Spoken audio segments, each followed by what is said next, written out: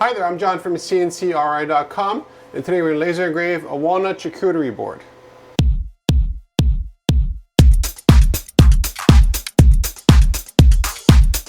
So when it comes to customization of something specific like this charcuterie board, your options are really endless. You can see here the laser engraving.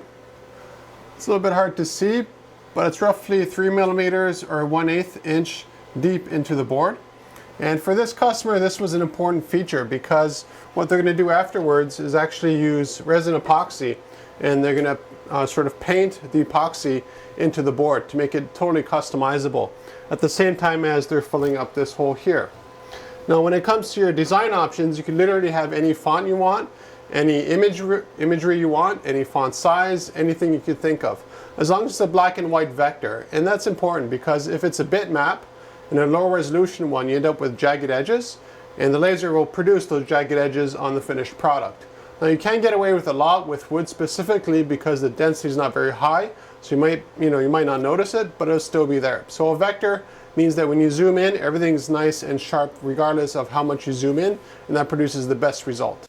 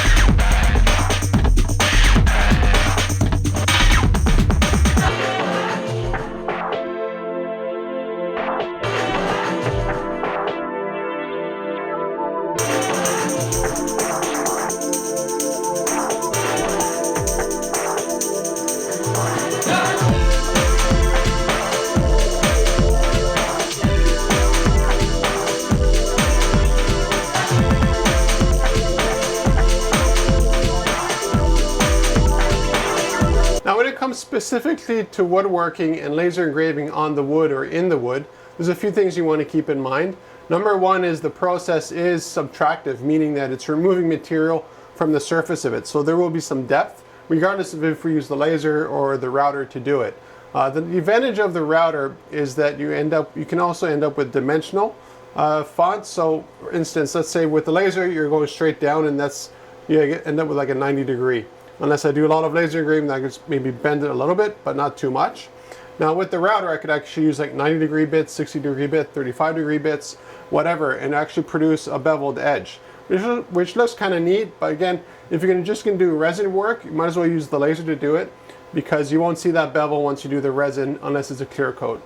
Another thing to keep in mind is the laser engraving is actually a burning process too. So you'll see a little bit of burning around the edges. Now for this, it's pretty straightforward. If you don't like it, all you have to do is sand it off. Not a big deal. But with the router, we don't have that bending or that burning along the edges. Now the final thing to keep in mind is that unlike a stencil, we don't need to worry about support material. So that means like the inside of letters don't need to be supported because we're engraving right in the wood. Now if your wood is wet or it's fresh off a tree, it won't work very well. It's better if it's kiln dried, which is what we do here in the shop all the time. If it's not kiln dried, some of the humidity and stuff sort of builds up in the wood and it just doesn't produce a really nice sharp finish that I like to produce for my customers. So if you're looking for custom engraving on wood, contact me at CNCKing.com and we'll make it for you.